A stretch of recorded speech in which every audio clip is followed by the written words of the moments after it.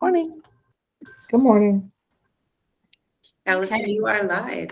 Okay, thank you. Good morning, everybody. I see a few familiar faces, but for those of you that don't know me, my name's Alyson McGee, and I am the sales and leasing manager for the Westlake and Lake Travis offices. And I'm saying we've got a couple of experienced people. Jackie's on this call, so Jackie, I hope if you have anything to add that you will pipe in, because I know that you have been in the business long enough that you've done quite a few leases yourself. So, Hi, Alyson. what's that, Jackie? I just said hi. Hi to everybody. Hi. So, what we're going to be doing today is just doing a deep dive into the lease agreement and some of the most frequently used addendums to the lease agreement. So, I've got actually a presentation and that I am going to bring up now. And as you all know, you've been in enough of these calls that I can't see you when I have my presentation presented. So if you want to put questions in the chat, I can take a break, probably do it probably 45 minutes or so into the time, and I can answer them then. Or if you want to just interrupt me, we can do that as well. So I'm going to share my screen here. And I'm not going to go over every single paragraph in the document. I'm going to be sort of doing going through it, but not, I may skip some paragraphs, but that will be okay. It's what I'm going to be covering. Can you guys see my screen? Yes. Okay. So I'm not going to be going through every single paragraph, but really the ones that I think are the most important to understand. And what I recommend that you do is that after this class that you go through and actually read the lease agreement. What you're going to find is that the lease agreement is a much longer document than the 1-to-4 contract to purchase a property. And, you know, I say that's because it's a continuing relationship between the tenant and the landlord. Whereas with the 1-to-4 contract, once the transaction is over, the relationship between the buyer and the seller ends. But with a lease agreement, it's a relationship, a legal relationship that continues for 12 months or more. And it's really, really important that each of the parties understand very, very clearly what their rights and their responsibilities are. And for the landlord, they have somebody that is living in their property, which is probably one of their largest investments. And so it's important for the landlord that the tenant has a very clear understanding of what their responsibilities are, and then of course for the tenant to understand what their rights are. So we're going to start off going through this. So as with any agreement, legal agreement, there has to be two parties to the agreement. So here's where you need to enter the landlord's name and then the tenant's name. So tenants are not necessarily everybody that's going to be living in the property. It's the people who are going to be legally responsible to meet the responsibilities of the lease agreement. So for example, you could have parents and their adult children, and maybe just the parents are the ones that are going to be responsible. So those are the ones that would be listed as the tenants, the ones that will be signing. And then of course, both parties need to understand what is actually being leased to the tenant. So you need to enter an address and a legal description. And then also in this section is where you would specify if there are any non-realty items. So if the landlord is providing a refrigerator or a washer and dryer, those items would be listed here. And again, it follows the same definition as in a 1-to-4 purchase contract, what is real property and what is not real property. Listen, can I ask you a question? Uh-huh. So I'm working with one client. He has a two property to lease. What's the difference between exclusive right to lease and I cannot find that cheat sheet on the hub? So that's the lease listing agreement, and we're not covering that this morning. Okay. But I'm not sure. I would have to check and see if that's available on the hub or not. Okay, thanks. Yeah. But in any case, Alyson, you can, Alyson, can you follow up on that? Because I have the same dilemma. I'm looking for training or a cheat sheet because I have a listing agreement that I want to be able to present to my landlord tomorrow. And I really don't feel comfortable without some guidance on this. okay, I'll follow up with that. And what you can always do is you can fill it out and you can send it to your sales and leasing managers or VP for your office, and they can take a look at it for you before you take it to your client.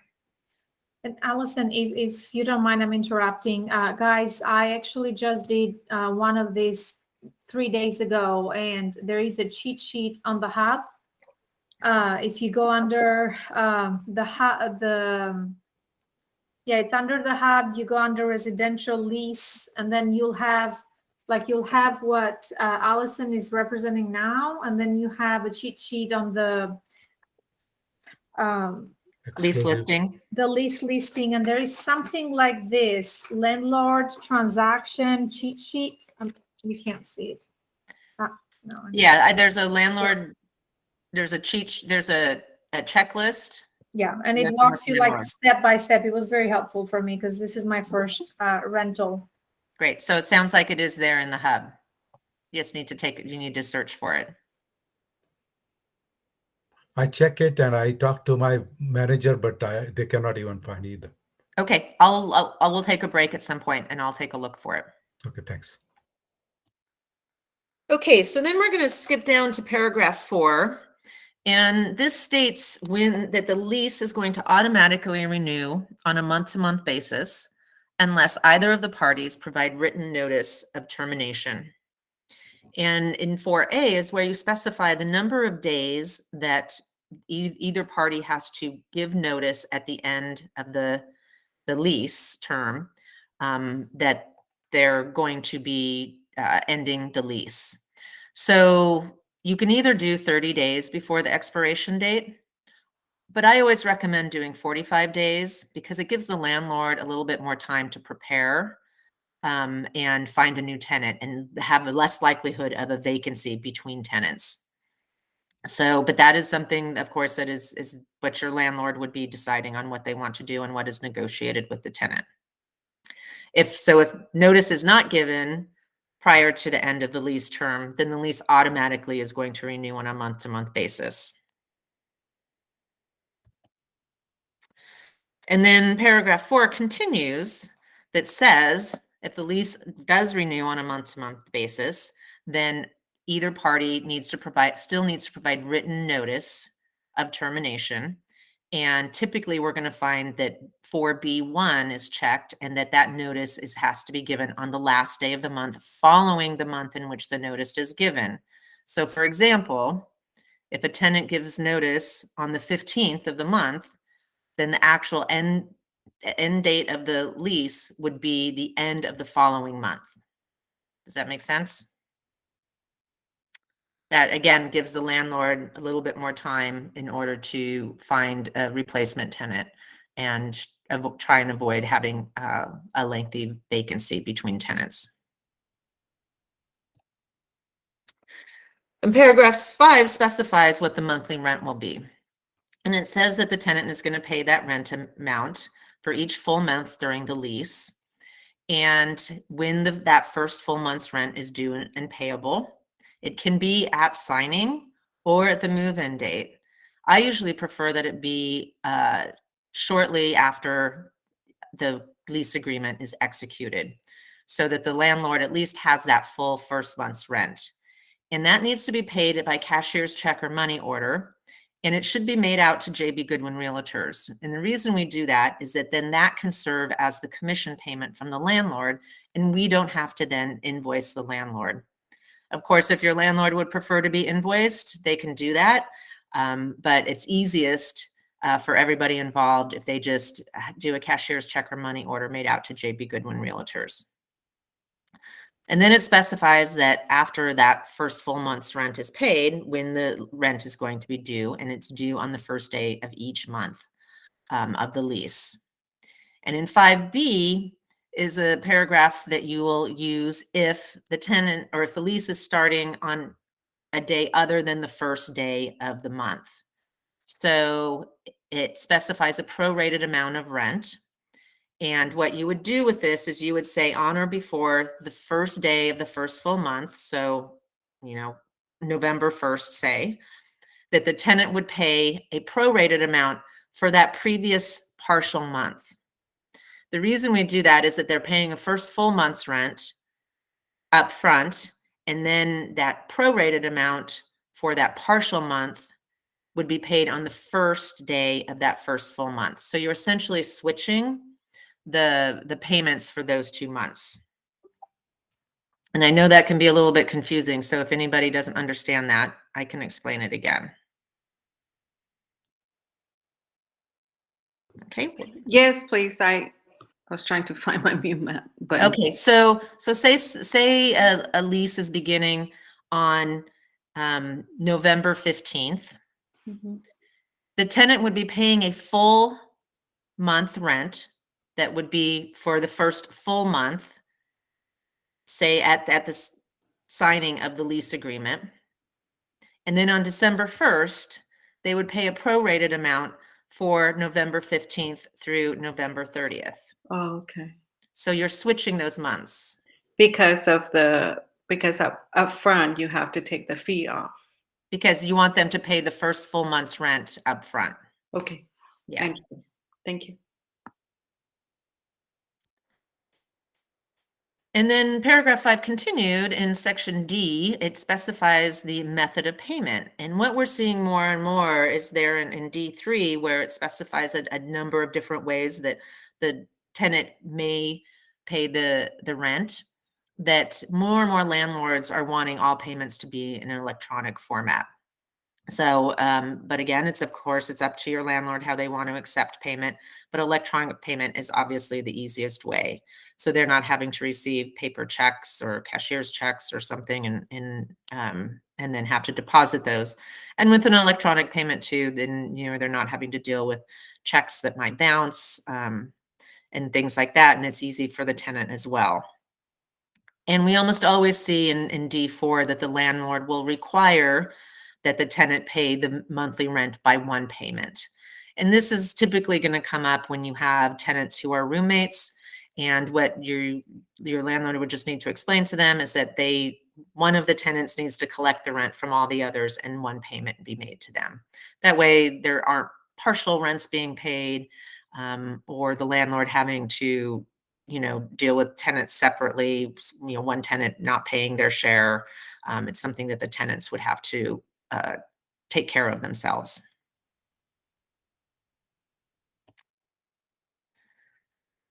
And then we get to late charges. So in paragraph 6, it says that the landlord doesn't receive their rent payment in the full amount by a certain number of days after the first of the month, that the tenant will have to pay a late fee. We typically see that it's late after maybe 3 or 5 days. Again, that's something that you would discuss with your landlord and determine ahead of time. And then it has an initial late charge, so the first day that it's late, and then an additional late charge per day thereafter. So we usually see a large amount. It could be $75 or $100 for the initial late charge, and then a smaller amount for each additional day. The goal here is to make it be an amount that discourages a tenant from paying late. However, there is a property code, state property code, that dictates late charges and what a landlord can charge. And in a couple of legislative sessions ago, Senate Bill 1414 was passed, and that limits what landlords can collect from tenants for late fees. So as of September 2019, a landlord cannot collect an amount more than 12% of the monthly rent unless the landlord can show that there are direct costs associated with the collection of a late payment. So even though you have an initial late charge and additional late charges each day after that, at a certain point, your landlord is going to bump up to the maximum amount that they can charge for that month. So you'll need to make sure that your landlord is aware of that so that they're not charging more than they are allowed to by law. You're going to find a lot of notations in the lease agreement to the Texas State Property Code, which has quite a lot of regulations on what landlords have to do and what they can do. And there's actually a really great resource from Texas A&M University. It's the Landlord Tenant Guide. And if you just Google Texas A&M Landlord Tenant Guide, you can download a PDF copy of that document. And it provides a lot of good information on how to interpret the property code. So it's good for both landlords and tenants. And I usually provide a copy of that to my landlords when they're purchasing their investment properties, and then I'm helping them lease them out. Paragraph 8 is an important one for both your landlord and your tenant clients to understand. What it says is that if there are late fees that are paid by the tenant, that the landlord can apply funds received from those to any non-rent obligations from the tenant. So late charges, return payment charges, things like that. So if a tenant were to be a week or so late on their rent, and they give their landlord a check and they put in the memo that this is for, rent paid in full, and it's all they're paying is that monthly rent, the landlord can actually apply those funds to the late fees first. And that would mean that the tenant still had not fully paid their rent for the month. They can also apply in not just late charges, but return payment charges, costs for repairs, repairs that are for damage caused by the tenant, pet charges, a number of different things. So your tenant, when they're making that payment, needs to understand that they need to make the rent payment plus any other charges that have been that they have accrued according to the lease agreement. So paragraph 9 talks about pets.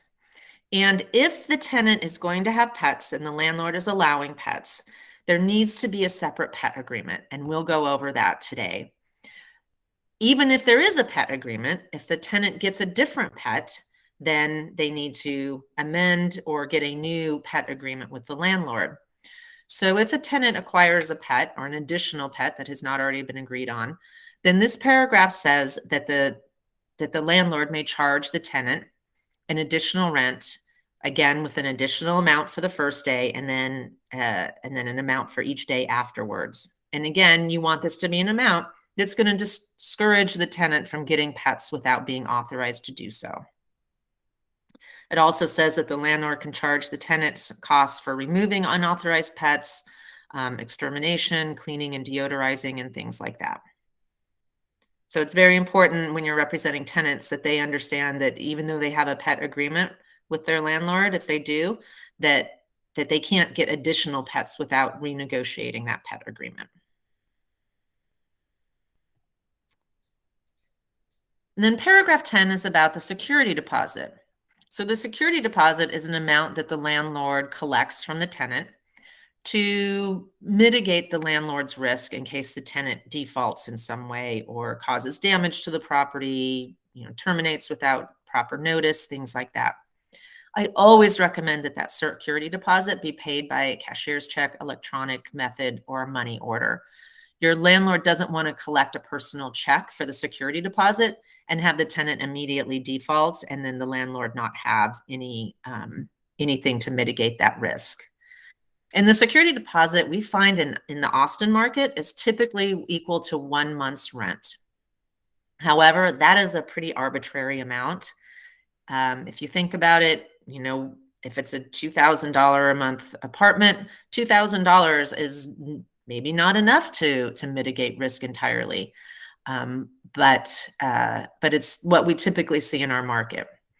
And I mean, I've seen things. I knew somebody who owned rental property and evicted a tenant, and the tenant poured concrete down the toilets. So you can see with something like that, whatever rent they were paying did not come even close to covering the costs of that damage.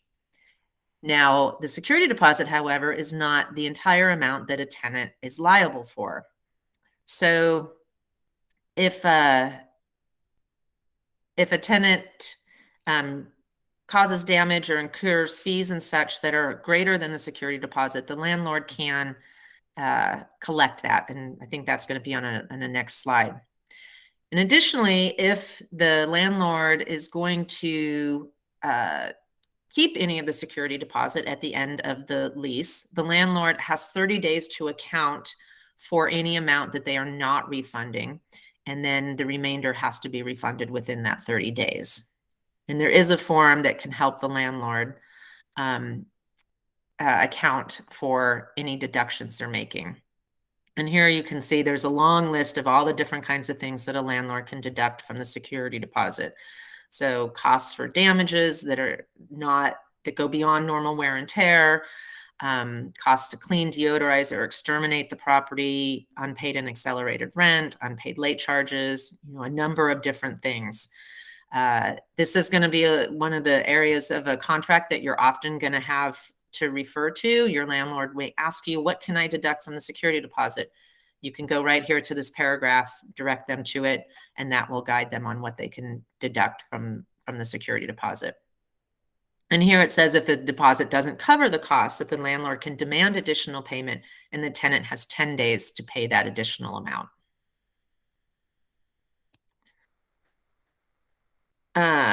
So use and occupancy. As I mentioned in the beginning, there may be more people living on the property than just the tenants.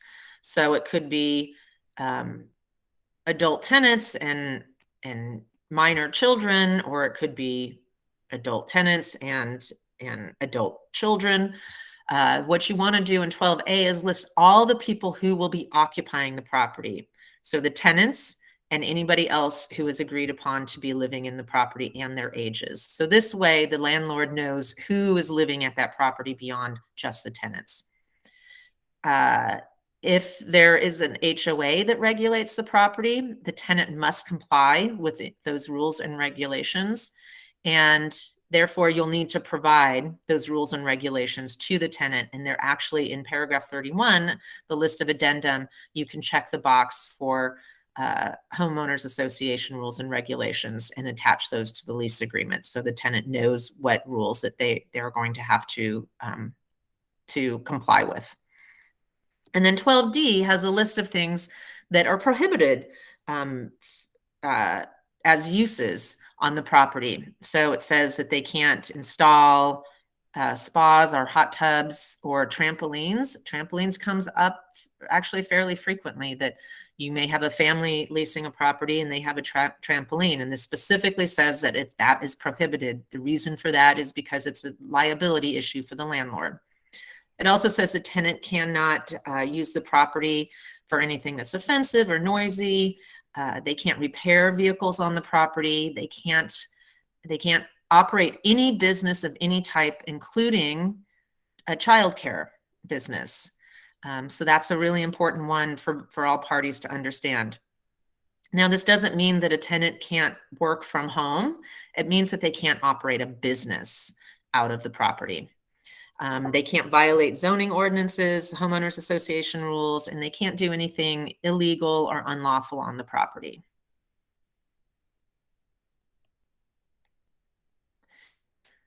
And paragraph 4 is all about the landlord accessing the property. So it says a landlord can display a for sale or lease sign on the property, and that the tenant has to provide reasonable access to the landlord for service providers and vendors. And landlords can also have access to inspect the property. They can have lenders or appraisers or insurance agents access the property at reasonable times without notice. If the landlord, and they're in 14C, if the landlord or their agents, they've made arrangements with the tenant to access the property, and then maybe say a vendor or a service provider comes to the property at a time that has been arranged with the tenant, and then the tenant does not allow access to the property, then the landlord can charge them a trip fee. This is not a fee for simply having a service provider or vendor come to make a repair. It's a fee if the tenant does not allow access when it has already been prearranged. I usually put in that one for 14C. I usually put $75 because that's typically going to be the charge that will be charged to the landlord by the service provider or vendor for making the trip out to the property, and even if they're not able to make a repair. And then 14D is where the tenant is agreeing to allow a key box, so a lock box or a combination box, super lock box or a combination box, to be placed on the property when the property is going to be advertised for lease again. And it says during a specific time at the end of the lease, and then you would want to put the same number of days that notice is required, so 45 days. The last 45 days of the lease that the landlord can have a key box put on the property, and that way the property can start to be shown to prospective new tenants. And then paragraph 14 says that if the tenant withdraws their authorization to place a key box on the property, that they have to provide written notice to the landlord, and they have to pay a fee as consideration for that withdrawal. What this would mean is that the landlord can't start showing the property. So I would recommend that you put in 1 month's rent as that fee, because theoretically, then the landlord is going to very likely be or have a vacancy for at least 1 month because they're not able to start advertising and having the property shown to prospective new tenants. And again, it specifies that if a showing is arranged by the landlord or their agent, and then they are denied access to the property, that a trip charge can be charged to the tenant. And let me just go back. Yeah, so you'll see there in my notes that says that there's a form called the key box authorization by tenant. That is a form you don't use with the lease agreement. It's a form you use at the end of the lease. And all it's doing is saying that it's acknowledging that the tenant has given authorization for a key box to be put on the property. And it's a place where you can specify the showing instructions. So your landlord can talk to the tenant and say, how would you like us to arrange for showings? Do you want to be contacted yourself? Do you want, arrangements to be made through my agent? And you can specify that in the key box authorization form. But that's a form that's used at the end of the lease when a key box is going to be placed on the property.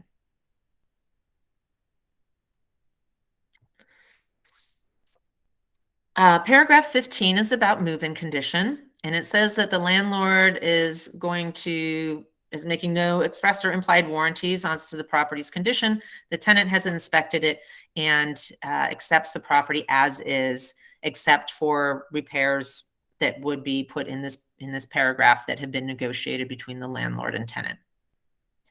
And then in 15B, it says that the tenant's going to provide an inventory and condition form within a certain number of days after the commencement date. So after the day that they take possession of the property. And usually a landlord is going to want to have that inventory and condition form within 3 to 5 days of commencement. You want it to be pretty close to when the tenant is taking over possession of the property. Now, the inventory and condition form is a very, very, very detailed form, and it's where the tenant notates any condition issues on the property so that when the lease terminates, that they don't then get blamed for any of those condition issues. What it is not is a to-do list. If the tenant wants any repairs to be made, they need to negotiate those with the landlord either prior to the lease so that it's in paragraph 15A, or they need to deal with those conditions by talking to the landlord after commencement. But essentially, the tenant is taking the property as is unless there are pre-negotiated repairs. Who provides the inventory and condition form to the tenant? So you can provide that. You can provide them a blank copy with the lease agreement. Thank you. And I always say you need to remind the parties that they need to do this. Landlords always forget to collect the inventory and condition form, and tenants almost never remember to voluntarily fill it out. So it's probably a good idea a few days, maybe a week after the commencement date, to just give your landlord a heads up and say, hey, did you get that inventory and condition form from your tenant? Listen, quick question on Uh-huh. the move out. So as a realtor, I'm representing someone to lease their house. I'm going to do all the steps that you're sharing. We'll do the lease agreement. Then technically I'm done. Correct me if I'm wrong. Correct. And yeah, and I'll mention that again later, but we do not provide property management Right. services to our landlords. Right. So what happens on the move out? So they, I'm assuming I'll communicate that they have to do the move out form, make sure everything is good. If they want to renew the lease and they have to give the 45-day notice and all this, do I suggest if they want to contact me to represent them, or do they take over themselves? What do you do? Yes. So in your lease listing agreement, the exclusive right to lease agreement, you'll put in there a commission that the landlord will pay you for renewal. And there's a one-page document that you can fill out for them. You can draft for them if the tenant is going to renew. And it says, the lease agreement signed on X date. The end date is extended to the new end date. And if the landlord's increasing the rent, it would specify that there. If there are any changes to tenants, it would be specified there. So you can help your landlord with that, with the renewal form. If a tenant is moving out, it's the landlord's responsibility to do a move out assessment of condition. It's not your responsibility. Thank you. And also, when a tenant is moving in, a landlord really needs to meet a tenant at the property and walk them through the property, show them where the, electric box is to shut off electricity, show them where water shutoffs are, gas shutoffs, things like that, so that the tenant will be able to take care of those things in case of emergencies. But that's not your job to walk the tenant through and show them where those things are. That's just too much liability for you to take on. Yeah. And if you have landlords that are out of town or out of state, it's up to them. They can decide if they want to try and manage from a distance, or they can hire a property management company. But again, I was going to mention this later, but I'll mention it now. We do not allow our agents to do property management for their landlord clients. And if an agent does provide property management services and is sued by either party, then JB Goodwin will not represent you in that suit. And it's a really serious thing. I heard stories about an agent before I ever joined the company that went ahead and did property management on the side, knowing that it was not allowed. And he ended up getting sued, and it cost him $40,000. So it's a very, very high liability business. So don't take on that responsibility. So my question is, if the landlord can find, we're just finding tenant for them, right, to lease, but can't they find a property management company do this? So property management companies do find tenants, and they can certainly do that, but you can do it as well. And okay, thanks. you can help them find the tenant, and then you can pass that, then once a tenant is found, then they can hire a property management company. Okay, thanks. Yeah. And most property management companies are okay with that. Some of them prefer to do all their screening themselves. That's really a decision for your landlord. And also, a question on that renewal. Can we also just, instead of using the lease renewal, can we also just do a new lease, or is it really better to use the renewal form? You could do an entirely new lease, but it's not necessary. The renewal form is adequate. Okay. Yeah. I mean, if they were going to be changing a lot of the terms, then a new lease might be warranted. But typically, rent might be increased slightly, but other terms aren't going to be changed necessarily. So the renewal form is fine. And then it's just a one-page form. And actually, I usually put in my lease listing agreement that I would charge 20% of 1 month's rent for renewal. And then if it's a client that I'm working with a lot, helping them buy and sell investment properties and things, I usually just waive that 20%. It's really just one form that you're helping them fill out. You're not having to rescreen tenants and things like that. So, unless they're getting new, like there's changes in roommates and things. And if that's the case, then you would want to charge because you're doing the screening. So paragraph 17 lays out what the tenant's responsibilities are for maintaining the property. And some of it is obvious. They need to keep it clean and sanitary. They need to dispose of garbage. Number 3 is really important for tenants to understand. They have to supply and change the HVAC filters at least once a month. And this is a very serious issue because if they don't do that, it could cause damage to the heating and air conditioning system that could be very, very expensive for the tenant. And it would be the tenant's responsibility if they have not changed the filters and caused that damage. For my rental properties, I actually typically buy a year's worth of filters and put it with the HVAC system. And that way the tenant can't say that they forgot and I don't have to deal with collecting for the repair of the heating and air conditioning system. So really important thing for your tenant clients to understand their responsibilities here. They also have to replace light bulbs, batteries for smoke alarms, things like that. If there's a water softener, they have to maintain the chemicals for that.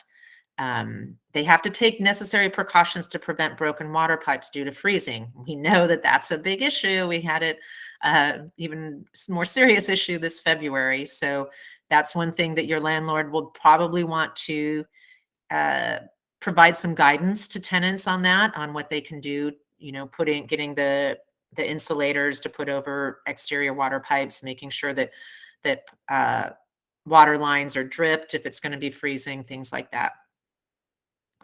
Tenants are also responsible for any extermination costs if they want to have extermination services. And then you'll see in number 11, it says they need to know the location and operation of the water cutoff and electric breakers in order to switch those off in times of emergencies. So as I already said, your landlord needs to show the tenant where they can locate those and how to do that.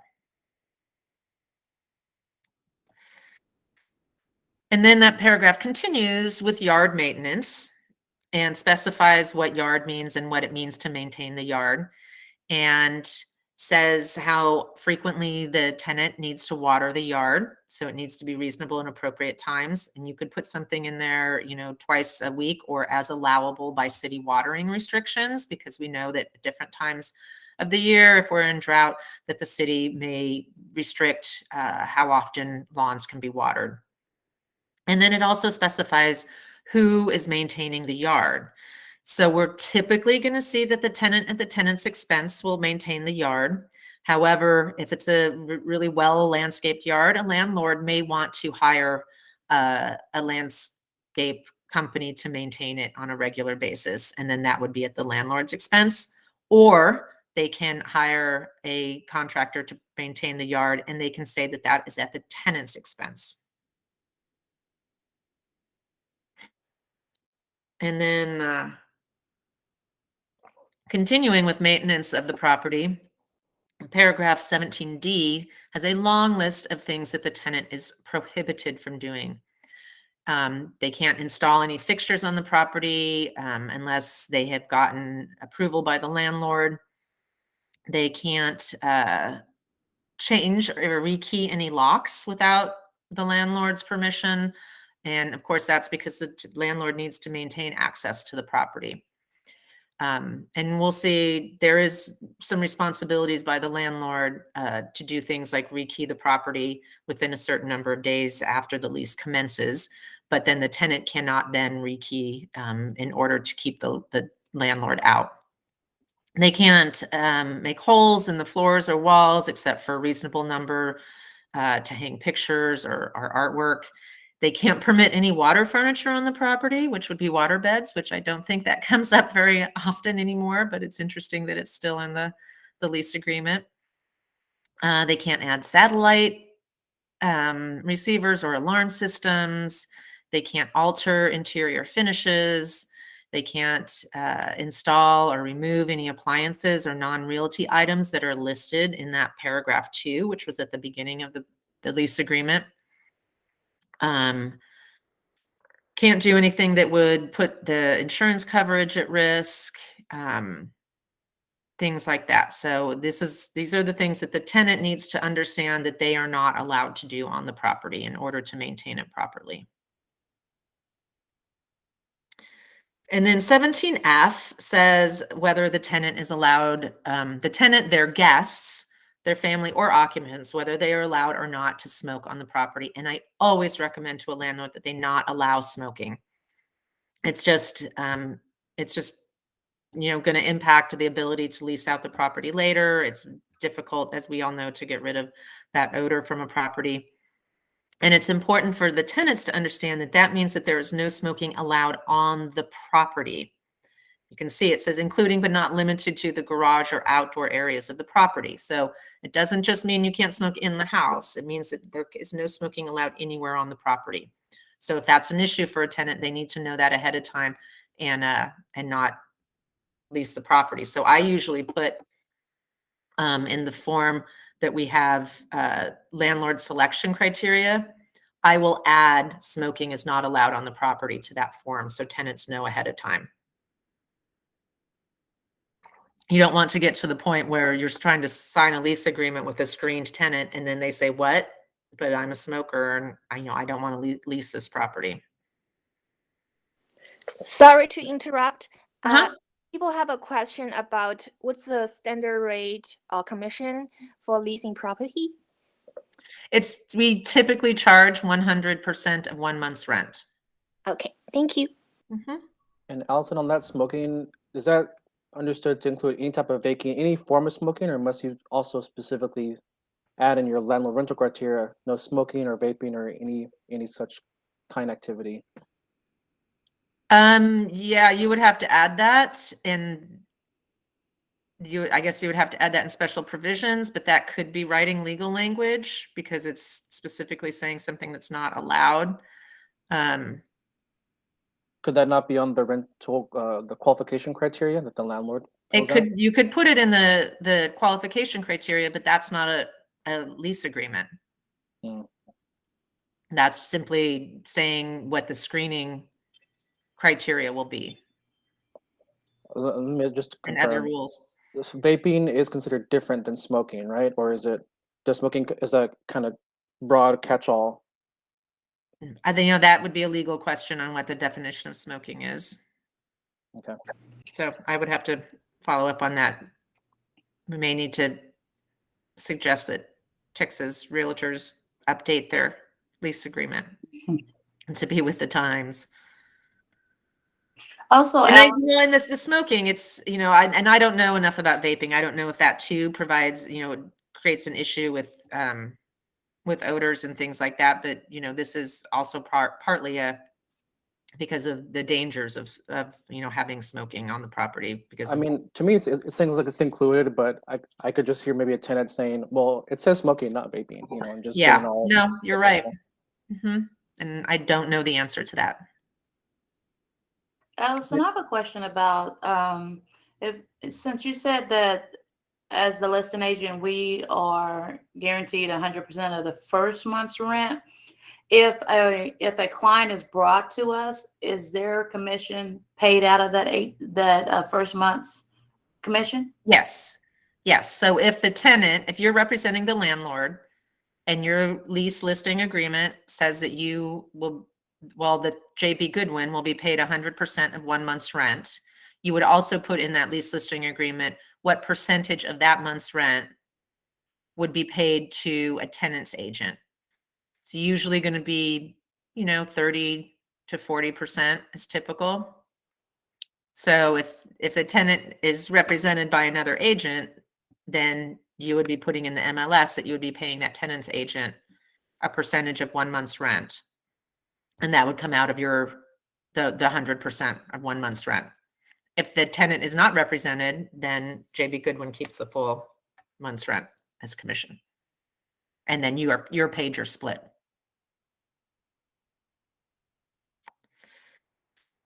So paragraph 18 talks about repairs, and much of this is governed by property code. Anything in bold on the contract there is language that is coming from property code. So what it says in 18A is that is where you'd enter the phone number that the tenant can contact to get repairs. So it could be either the landlord or the property manager. And it says that ordinarily a repair of a heating and air conditioning system is not an emergency, and that landlords can take up to 7 days to make repairs in paragraph B. Now, there can be some conditions where it might be that AC repair is an emergency if, it's something that would impact the health and well-being of the tenants. But simply having it be a little bit warm for a few days, unless a tenant, has some sort of health condition that makes that particularly dangerous for them, AC repair is not an emergency, and landlords have up to 7 days to make a repair of the AC or anything, unless it's, again, affects the physical health or safety. Tenants, let me click hide there. Tenants cannot make repairs or cause any to be repaired any condition unless the landlord is not meeting their obligations. And landlords are not obligated to make repairs on any day other than a business day. So they don't have to make, if the AC goes out on Friday night, they are not obligated to make that repair over the weekend, because they not only have 7 days to make the repair, but they don't have to do it on any non-business day. This is another section that you're going to get a lot of questions, primarily from your tenant clients that are going to come to you and say, my landlord isn't making a repair. When do they have to make it? You should direct them to this paragraph 18. And I mentioned earlier that property code dictates landlords' responsibilities, and in terms of security devices and exterior locks, paragraph 19 reiterates that in the property code, there are certain types of locks and security devices that are required. So this is one for your landlord to understand, and so that they are providing the proper types of security devices, and that a landlord has to rekey a property within 7 days of a tenant moving in. So these are all things to protect the tenant. After they move in? It's 7 days after they move in, correct. And we'll take a break in just a minute. We're not too far from the end of the lease agreement. So paragraph 26 is the special provisions. This is where you can clarify that the first full month's rent of whatever the amount is will be paid to JB Goodwin Realtors in the form of a cashier's check or money order. I like to put that in there so that everybody understands that that's what's occurring. You can put in here that tenant will obtain winter's insurance, and they'll have the property professionally cleaned after vacating.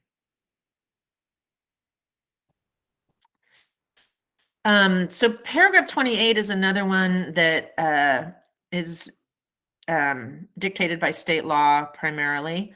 And it says that that tenants do not have the right to early termination for things like changes in marital status. So if they get divorced, if they have job changes or job transfers, if they lose employment, if they lose their co-tenants. So if a roommate moves out, the other roommates, are responsible for the lease still.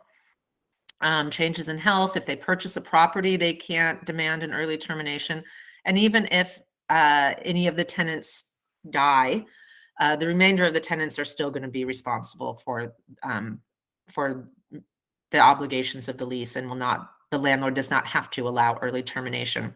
But there are, excuse me, some special rights that tenants can have. So if they are in the military and they are getting orders for a permanent change of station for not are deployed for not less than 90 days, then a landlord has to allow them to have early termination. In cases where there's family violence, so if there's a situation where there has been domestic violence situation and the victim of the domestic violence needs to vacate the property for their own safety, then the landlord has to allow them early termination, but they do have to give written notice 30 days. And then in instances where a tenant has been the victim of a sexual offense or stalking. So you can see with 2 and 3, these are issues of safety. And the tenant who would be unsafe staying in the property has to be allowed to be released from the lease.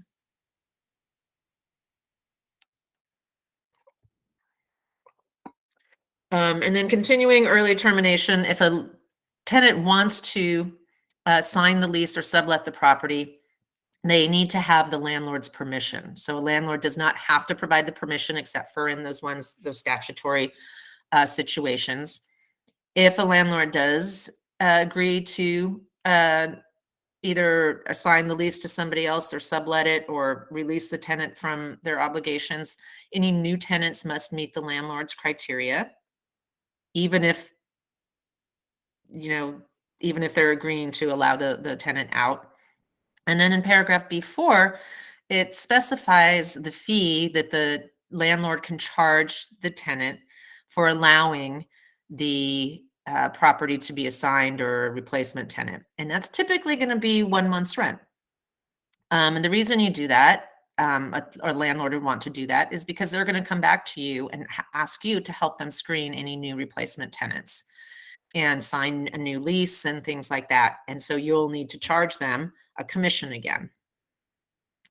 So that's where you would put that. So I would say that whether the tenant procures the replacement tenant or the landlord does, that it's a 100% of 1 month's rent. And what we typically see is that it's a replacement tenant, that it's not assigning the lease to somebody else or doing a subtenant, because the subtenant, the pre-tenant is going to still have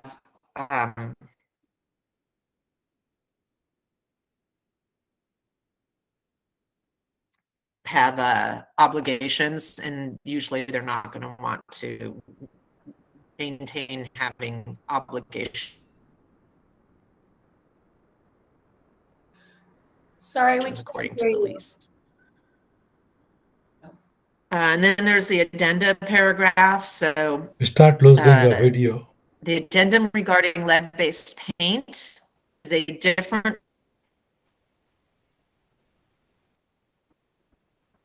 form than the one for purchase contracts. So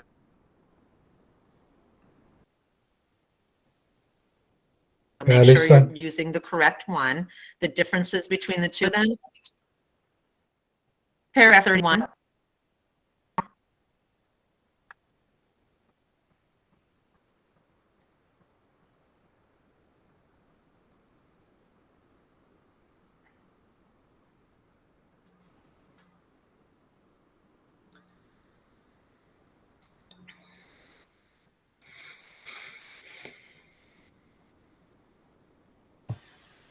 Paul, you had a question. I'm wondering if it's something that maybe one of us can answer until Alyson comes back. Oh, she's back. Perfect. We can hear you, Alyson. Okay, just had to log off and log back in. I'm going to represent.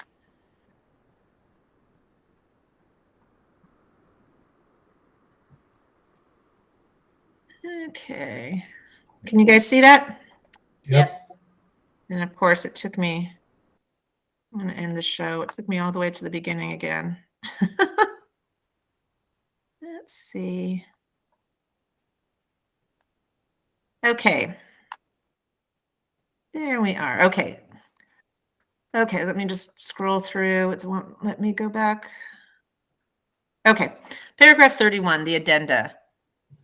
So the addenda regarding lead-based paint is a different form than the one used for the purchase contract. And so make sure you're using the correct one. It says at the top that it's for use with a lease. And the difference between the two is that the one for leases does not provide the option for a tenant to be able to test for lead-based paint. That's the primary difference. You can see here again, there's homeowners association rules, pet agreement. You'll often see, we'll go over a few of these, but those, make sure that if you need any addenda that you're checking the boxes in this paragraph, because if you include an addenda but you don't check the box, then it's not actually considered part of the lease agreement. Same for a purchase, any contract, the addenda has to be checked.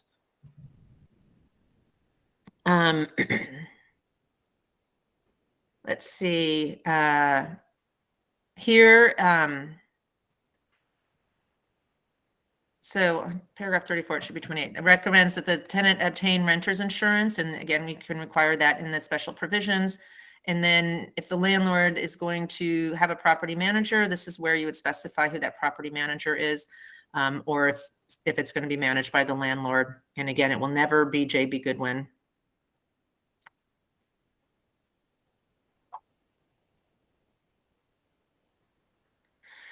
And then further on the signature page, you will never put J.B. Goodwin and your name here on the signature page, because if you look right here, it says, or signed for the landlord under written property management agreement or power of attorney.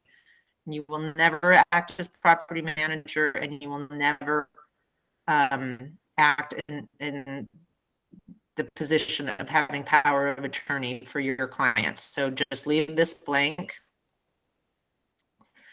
And this might be a good time to take a break. Alyson, so We're an hour in. I'm going to come back. Quick question before we move further on paragraph K, where you said don't sign. Are we not supposed to sign even under where it says broker's associate printed name? Yeah. Correct. If you look right above there, it says that whoever signs that is signing on behalf of a property management agreement or power of attorney. You don't act as property manager or power of attorney for your client. You are not a party to this agreement. Okay. So you do not put your name, J.B. Goodwin's name. You do not sign the lease agreement. So you guys want to take like just a quick 5-minute break?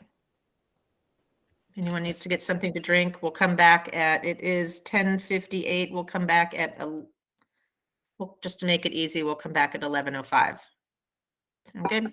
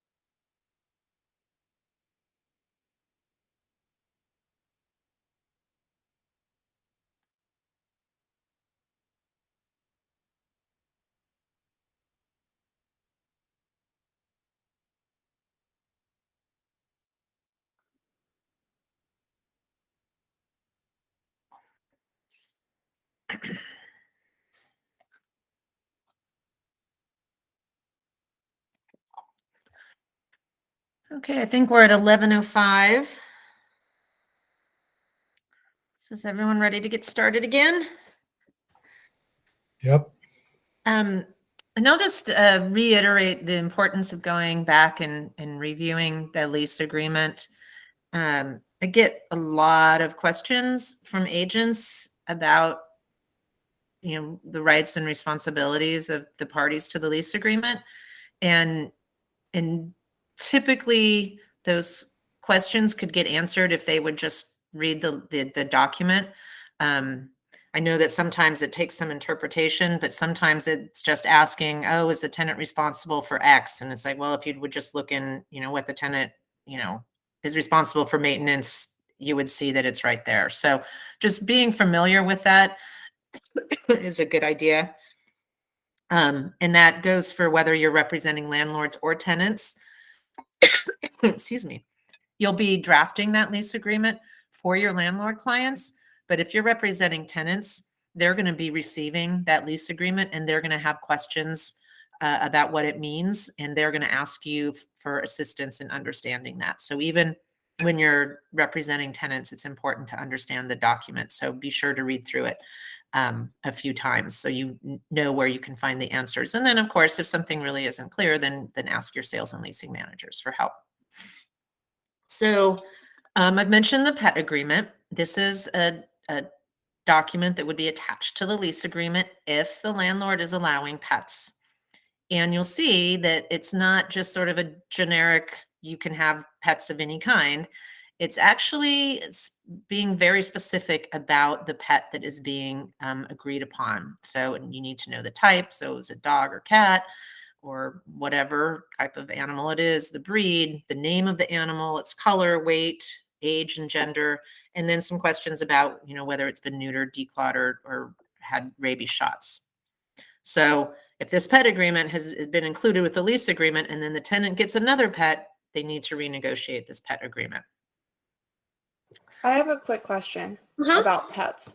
So, how does it work for emotional support animals? I know I emailed you about this once before. Yeah, we'll talk about that. Okay, thank you. Yep.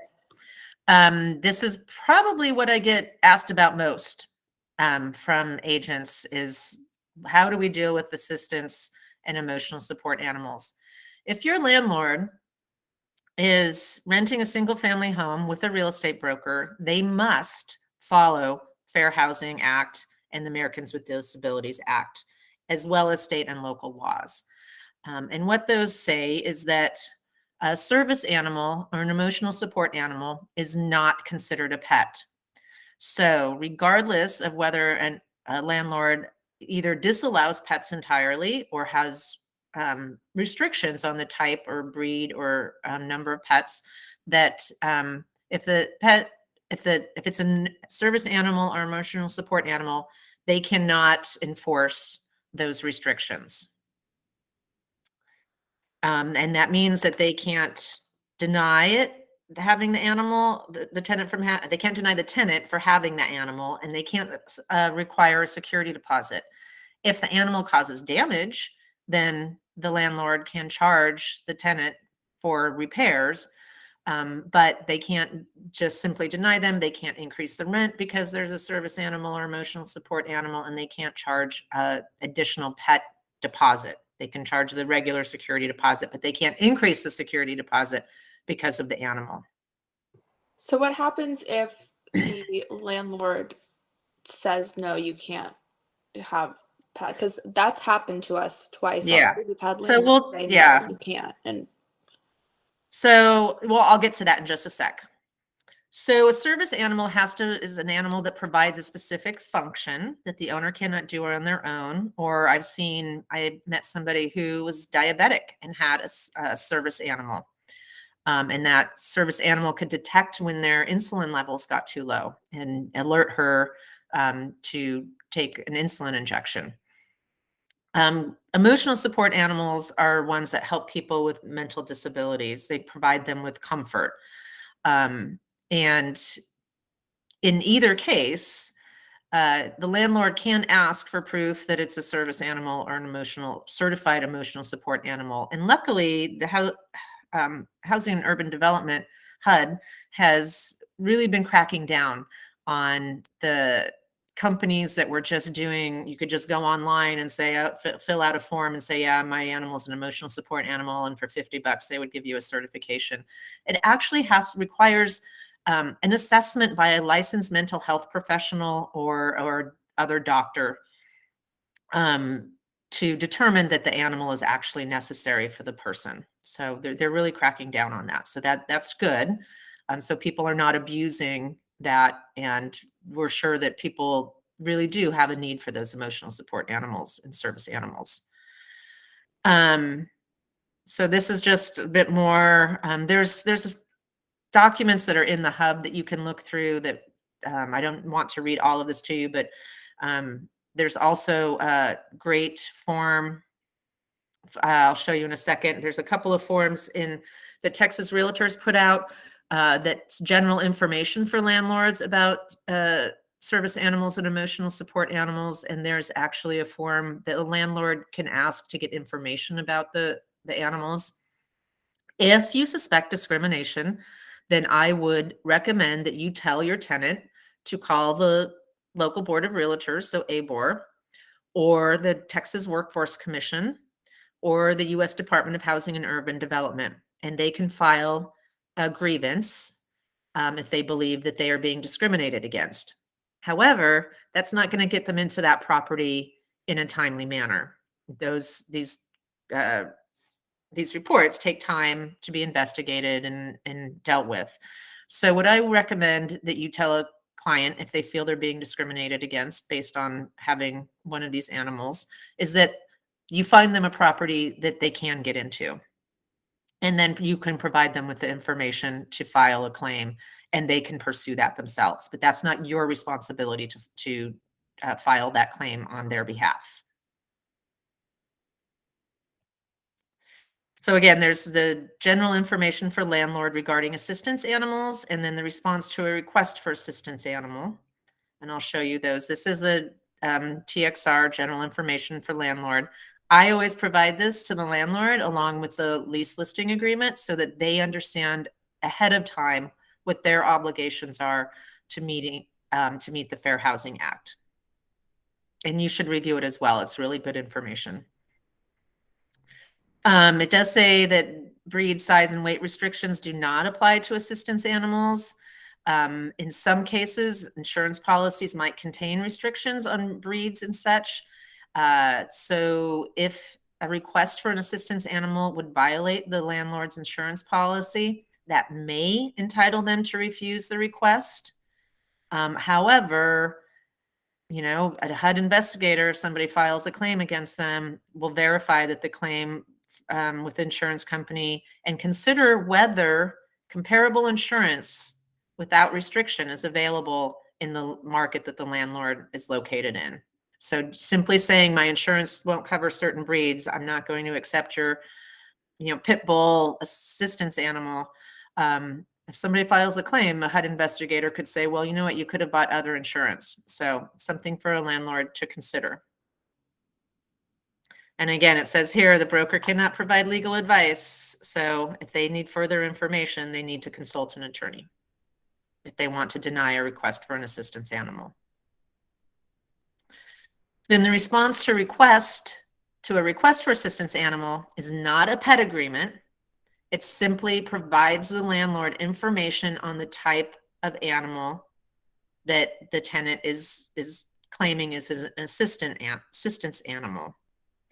The reason for this is because if they say, XYZ animal is my assistance animal, and then the landlord comes and there's a different animal on the property, they can say, you know what you told me was this other animal was your assistance animal. You need to show me that this other animal is also one that I have to allow in order to meet fair housing laws. So it's not an agreement. Is this a form that the listing agent would provide and send over? Or is that something that I would submit to the listing agent? So typically it would be the listing agent would do it, but with any forms, it doesn't matter really who drafts the form. But it's something that has to be signed, would be signed by the landlord. But it's not signed by the tenant because it's not an agreement. Any more questions on animals? I know it's a big issue. But again, if you have a tenant client, you're representing a tenant, and they feel that they've been discriminated against, encouraged to seek another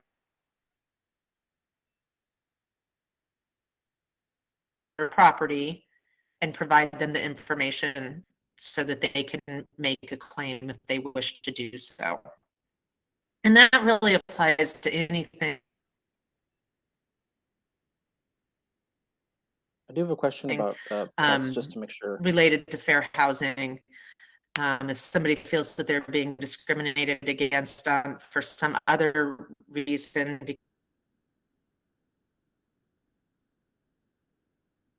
because of they're being a member of a protected class, making the complaint is not going to get them into that property in a timely manner. So encourage them to find another property and provide them the information. Okay. Sorry, you're cutting in and out, but I'll ask my question still. If there's property damage that is not caused by a pet, you must request additional money from the tenant, right? Or can you dip into the pet deposit money? I want to say it's the former, but it did say in the lease contract that the pet deposit becomes part of the security deposit. So yeah, so you can take it out of the pet deposit, and then if that's not sufficient, then you can take additional funds out of the security deposit. But does that make sense? I mean, that makes sense if it's a pet damage, you use a pet deposit, and then if that's not enough, dip into the security deposit. But what if it's some other type of damage, not pet related? Can you dip into the pet deposit to help pay for that? Because it is part of the overall security deposit, or no, that's intended for pets, so you have to request additional money from the tenant to pay that repair or damage. Does that make sense? So if the pet deposit isn't sufficient, then they can dip into then they can take money from the security deposit. But what if it's not a pet related damage or repair? Let's see what it says on the pet agreement.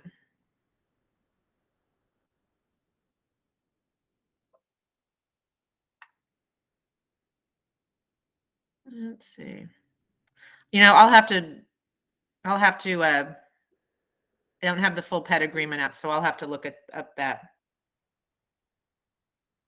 I would assume that the pet deposit is for the pet specifically.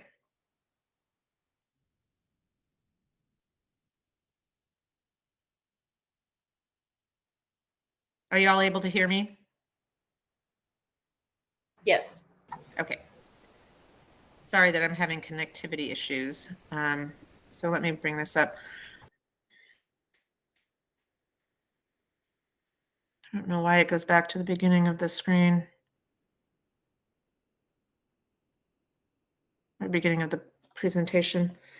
Yeah, I'll look into that and see if I can find that answer. So one of the other addendas is the pool and spa maintenance addendum. And of course, this would only apply if there was a pool or a hot tub or spa on the property. And typically we see that the tenant at the tenant's expense is responsible for the maintenance. You'll see here in C that the tenant has some responsibilities like prohibiting children from using the pool without adults' supervision, prohibiting persons under the influence of drugs or alcohol, prohibiting glass containers near the pool. And those are all things to limit liability, because even if the tenant has renter's insurance, the landlord still has liability. And you'll see here, though, it actually requires that the tenant obtain additional liability insurance of $300,000 per occurrence. So really important thing for your tenant to understand. And if I was a landlord, I would want to ask for proof of that insurance, additional liability insurance being provided or being purchased by the tenant. So that's an important thing. You might want to, if you're representing a tenant, point that out to them. If you're representing a landlord, point it out to them as well so that they make sure that they follow up with that. So here's the addendum regarding lead-based paint. As I said, it is different than the one used for a purchase contract. And it says right there at the top, for use in the lease of residential property built before 1978. So this is only required for properties built before 1978. And you'll see down here, it doesn't have the box that gives the tenant the option to test for lead-based paint. Of course, if the landlord is aware of the presence or has records and reports, they need to disclose that. But it doesn't give the tenant the right to test for lead-based paint. If you have a client, and this is for whether you're dealing with a purchase or a lease, if you have a buyer or a tenant that is concerned about lead-based paint, then I would advise them to not look at properties built before 1978. If it was built before 1978, it probably has lead paint somewhere in the property. And if that is really a concern of theirs, then they need to look at newer homes. And you do need to still provide them with the pamphlet, Protect Your Family from Lead in Your Home. So that's available in DocuSign forms and zip forms. So we may have situations where a tenant does not meet the selection criteria and they are asking for the landlord to accept a guarantor. This is typically going to happen when you're renting to students, and everyone should understand that in the city of Austin, you cannot discriminate against a tenant for status as a student. So a landlord cannot deny somebody because they're a student. They can deny them because they don't meet income requirements or credit requirements, things like that, but they can't simply deny it for a student. And I remember there was something I wanted to mention back when we were talking about pets and service animals. And when talking to your landlord, again, providing them that information, that form on the general information for landlords about service animals is a good way to inform them of their responsibilities according to fair housing laws, but also state and local restrictions or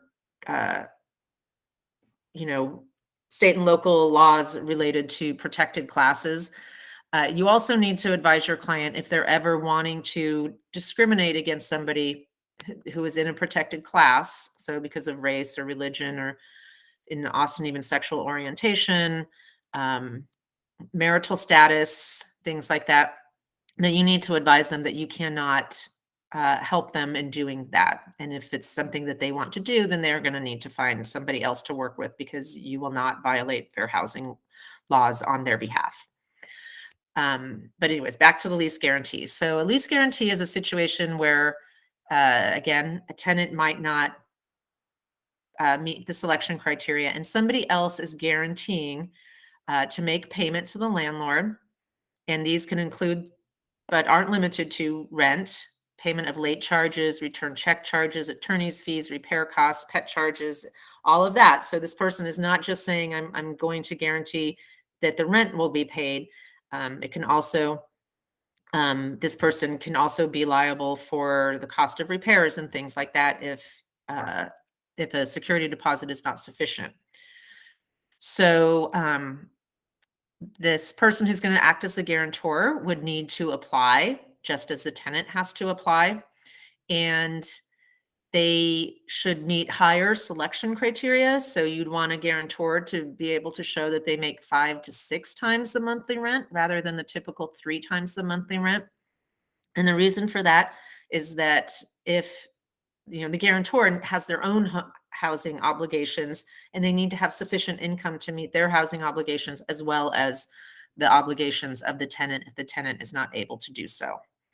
And you can specify that there is an end date. So you could say to a tenant, you could negotiate, yeah, we're going to have a guarantor in place for 6 months. And after 6 months, we'll assume that you're in good standing. I would have a guarantor be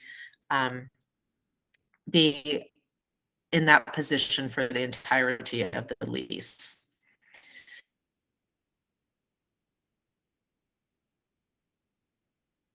It's also important for the guarantor to understand that they are responsible if any of the tenants fail to make a payment.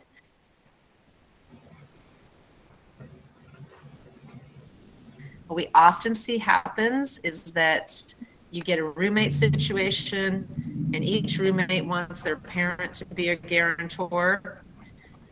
And that's fine. They can each be a guarantor, but each guarantor is fully responsible for meeting the obligations for payment on the lease. Looks like somebody might need to mute themselves.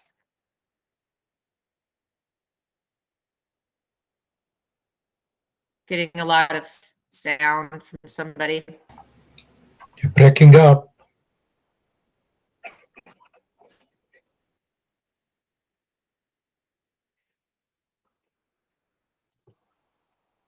I have a quick question. Thank you. Okay. I had mentioned before the key box authorization by tenant. So again, this is a form that you would. Can I ask my question really quickly? Okay. What about in a situation where one of the roommates has a guarantor, but the other one doesn't have one just because she doesn't need one? Is that? The guarantor is responsible for the entire rent. That's what it's saying. They're not, the guarantor is not guaranteeing for one tenant. They're guaranteeing for the entire lease. Yeah. Okay. So that's often you get parents are like, yeah, I'll guarantee for my kid. And it's like, no, you're guaranteeing for all of it. Right. Even if there's multiple guarantors, each guarantor is responsible for the full thing. So it's better to just get one parent to do that, or whoever it is. It doesn't have to be a parent. Let's see if we can do this again without it having connectivity issues.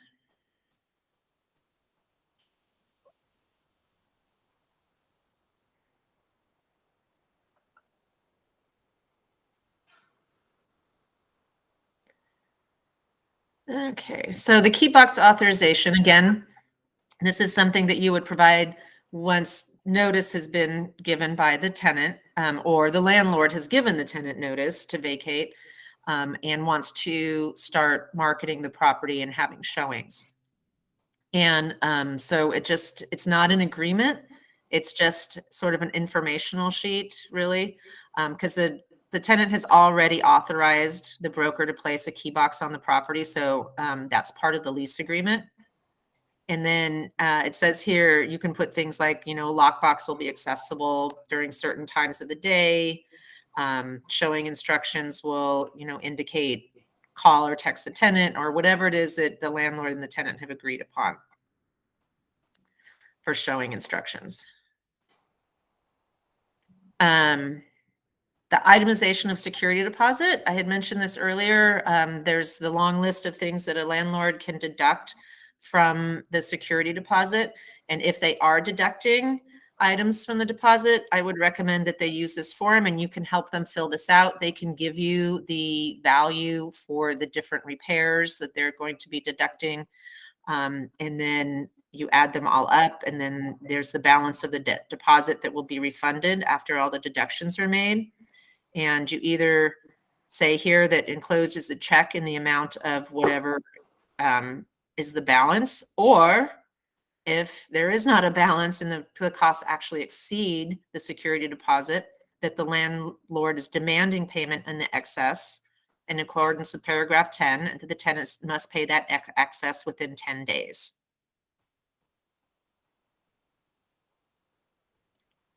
Yep, and that's the end.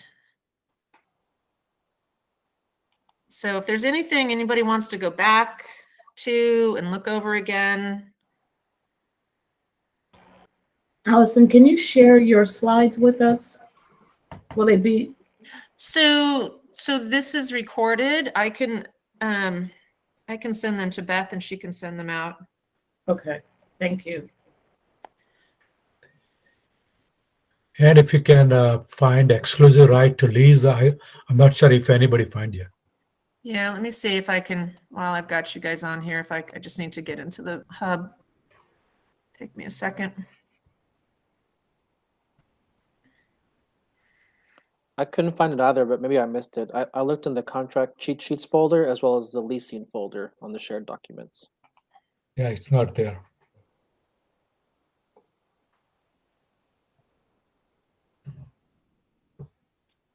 Let me just search for it.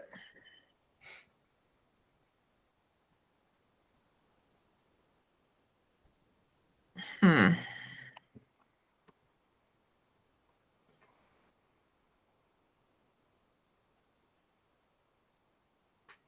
can find the checklist.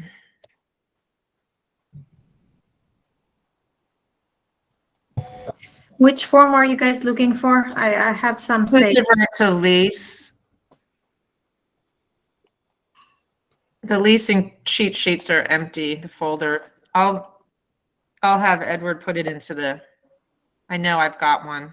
Yeah, my office tried for to request Edward, but I'm not sure. Something is not working. Okay, yeah, I'll see. I'll ask Edward to add it. But in the meantime, in case that can't happen, and I know one of you has a listing appointment coming up, just go ahead and try and fill it out to the best of your ability, and then provide it to your sales and leasing manager to review for you prior to presenting it to your client. Okay, thanks. Yeah.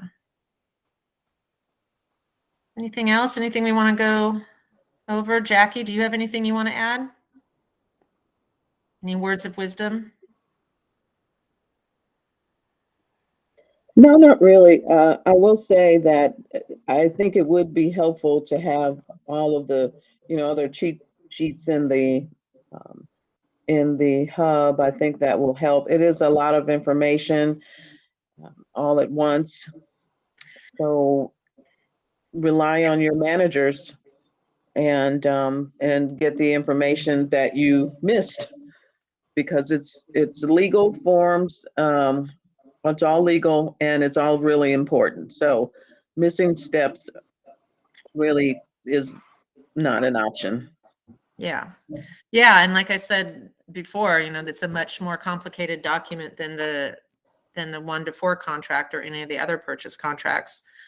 Because again, that relationship is an ongoing relationship, and all parties need to really understand what their rights and obligations are. I'll just share one other thing, and this is something that we often don't talk about, but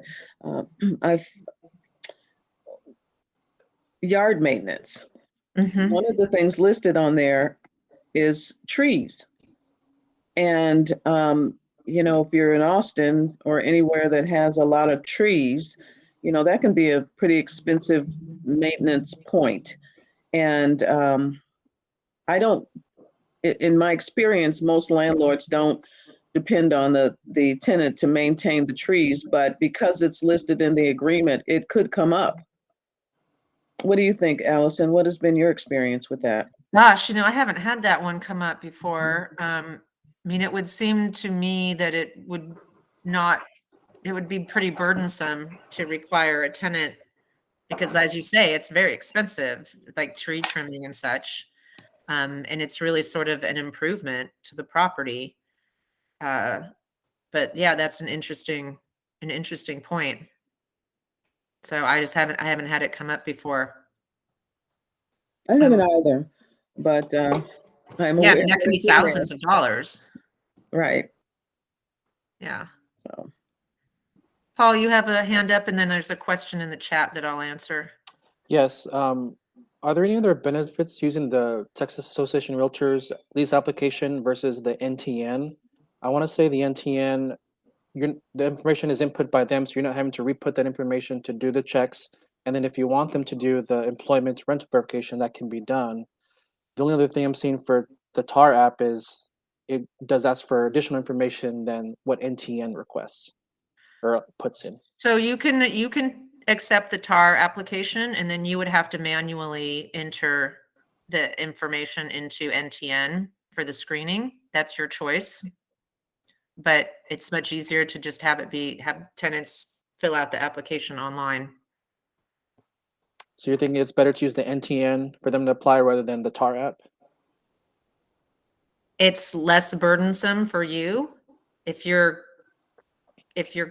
landlord clients wants the additional information from the TAR app, then you can do the TAR, you can collect the TAR app and then you would do the data entry into NTN. Yeah. So checking the credit of a tenant, that's done through National Tenant Network, what Paul was just saying, and that's a whole different class. Oh, it looks like somebody might have found it. Yeah, let me look at that in just a second. Let me just ask, Jeremiah had a question in the chat, and he said, isn't a pet deposit non-refundable? It can be. You can do a non-refundable pet deposit, and you can also do a refundable one. So if it's a non-refundable one, then, and I usually do a non-refundable one is pretty much to cover for a landlord to, do a pet treatment on carpets and fumigate, cover those costs. But if there was additional damage caused by the pet, that could come out of security deposit. And let me see, I'm going to check and see if this is the right form.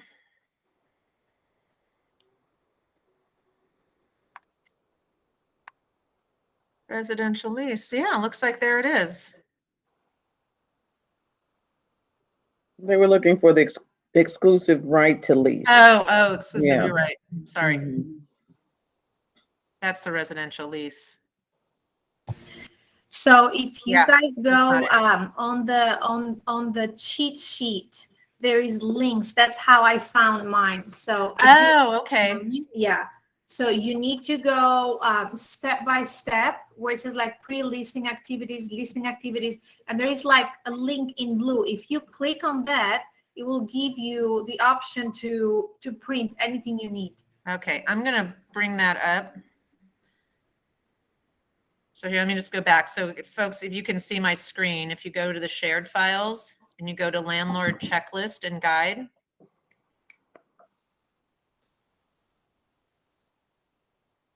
And we'll click on the guide.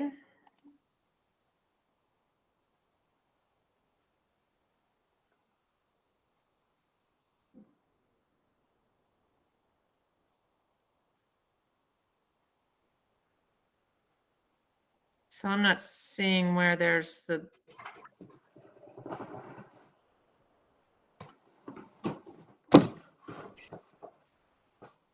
So I don't see where there's the lease listing agreement. Let me look, because I think that's how I found it, and I have it printed. I know I found it somewhere, so let me look. I'll send it to you guys. And if we don't find it, I'll still have Edward just put it into the. Can I also mention, go back to the inventory and condition form? I think I heard you say that, often it's a document that people forget to fill out and the landlord forgets to collect. In the lease, there's a spot to put in how many days the tenant is required to get that back to the landlord. And so that's super important, that they get it back within the amount of time that whatever the landlord has requested, because if they don't, then I'm guessing, they can be bound by that timeline where if they found something and they put it on that inventory and condition form and they move out, that it's null and void, right? Because they didn't respond back within the timeline that the landlord has asked them to. So no, that's a really good point. And I usually say like 3 or 5 days, no more than 5 days after commencement, because you don't want 2 months to go by and the tenant has caused some damage and all of a sudden they're filling out the inventory and condition form saying that damage is part of the condition at move-in, and then the landlord doesn't, if they accept that inventory and condition form, they're accepting that that's the condition it's in. Alyson, am I able to share my screen? I found it so they can see it. Are You okay? should be able to. Okay, let me see. You know how to do that? I think so. It's the little box with the up arrow. It's not allowing me to. Darn. Is there a link that you can put in the chat? So if you go exactly where Alyson went on that page and you look under the first paragraph says listing activities, the second one goes through, I'm sorry, the first one says pre-listing activities, the second one says listing activities. If you go 1, 2, 3, 4, 5, 6, 7, the 8th one says upload lease, listing agreement, and other. And there is a Google. Is that in the checklist or the guide? It's in the checklist. Okay, let me open that. This listing agreement and other documents. Okay, so I'm going But to, anyway. let me share my screen again.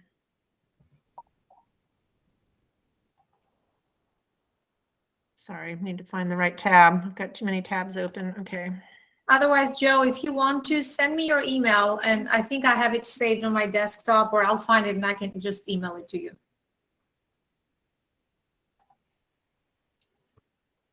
So this landlord selection crate or landlord transaction checklist, it looks like it's this one.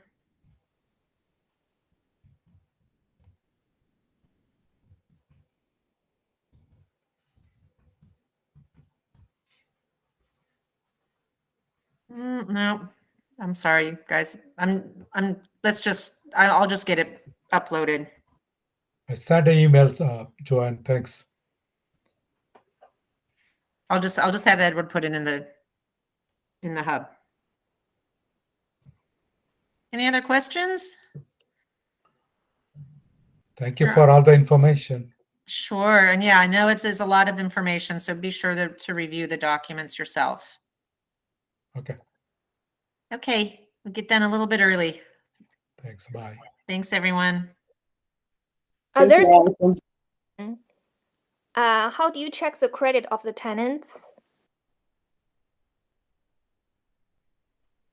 I think she exited, maybe she quit. Okay. Just send her email. You create an NTN account. I think it might be listed on the hub, or I can send it to you. You create an account. JB has a master account, and you just get username and password. They're pretty quick on responding.